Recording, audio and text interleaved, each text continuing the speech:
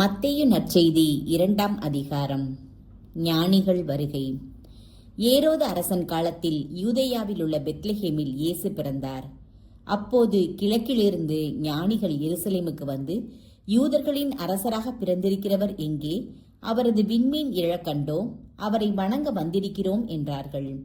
இதை கேட்டதும் ஏரோது அரசன் கலங்கினான். அவனோடு எருசலேம் முழுவதும் கலங்கிற்று. அவன் எல்லா தலைமை குருக்களையும் மக்களிடையே இருந்த மறைநூல் அறிஞர்களையும் ஒன்று கூட்டி, மெசியா எங்கே பிறப்பார் என்று அவர்களிடம் விசாரித்தான்.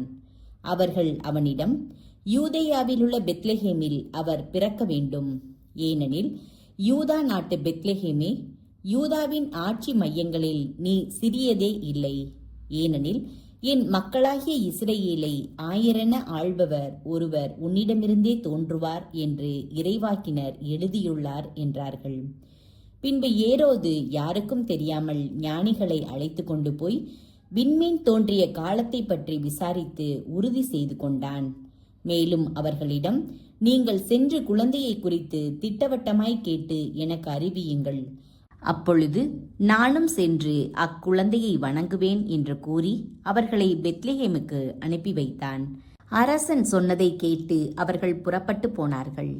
இதோ, முன்பு எழுந்த விண்மீன் தோன்றி குழந்தை இருந்த இடத்திற்கு மேல் வந்து நிற்கும் வரை அவர்களுக்கு முன்னே சென்று கொண்டிருந்தது.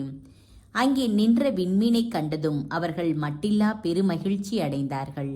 வீட்டிற்குள் அவர்கள் போய் குழந்தையை அதன் தாய் மரியா வைத்திருப்பதை கண்டார்கள். நெடுஞ்சான் கிடையாய் விழுந்து குழந்தையை வணங்கினார்கள்.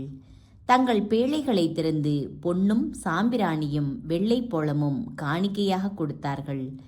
ஏரோதிடம் திரும்பி போக வேண்டாம் என்று கனவில் அவர்கள் எச்சரிக்கப்பட்டதால் வேறு வழியாக தங்கள் நாடு திரும்பினார்கள். எகிப்துக்கு தப்பி ஓடி செல்லுதல். அவர்கள் திரும்பி சென்ற பின் ஆண்டவருடைய தூதர் யோசேப்புக்கு கனவில் தோன்றி, நீர் எழுந்து குழந்தையையும் அதன் தாயையும் கூட்டிக் கொண்டு எகிப்துக்கு தப்பி ஓடி செல்லும். நான் உமக்கு சொல்லும் வரை அங்கேயே இரும். ஏனெனில் குழந்தையை ஏரோது கொள்வதற்காக தேடப் போகிறான் என்றார்.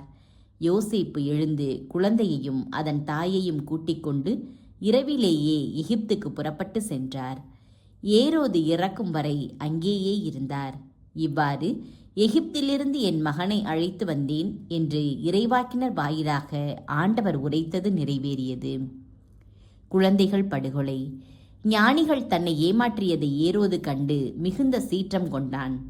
அவன் அவர்களிடம் கருத்தாய் கேட்டறிந்ததற்கேற்ப காலத்தை கணக்கிட்டு பெத்லெகேமிலும் அதன் சுற்றுப்புறமெங்கும் ஆள்களை அனுப்பி 2 வயதும் அதற்கு உட்பட்டவையுமான எல்லா ஆண் குழந்தைகளையும் கொன்றான்.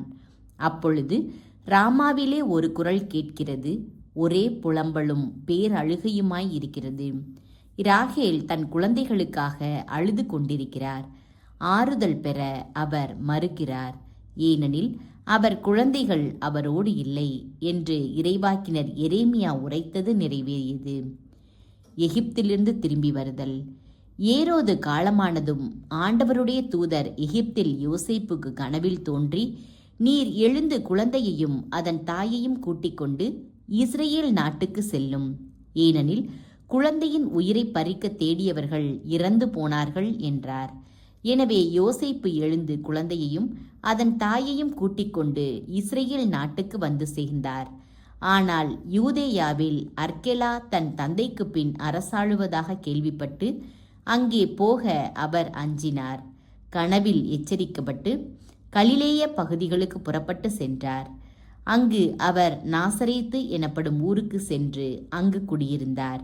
இவ்வாறு நசரேயன் என அழைக்கப்படுவார் என்று இறைவாக்கினர்கள் உரைத்தது நிறைவேறியது.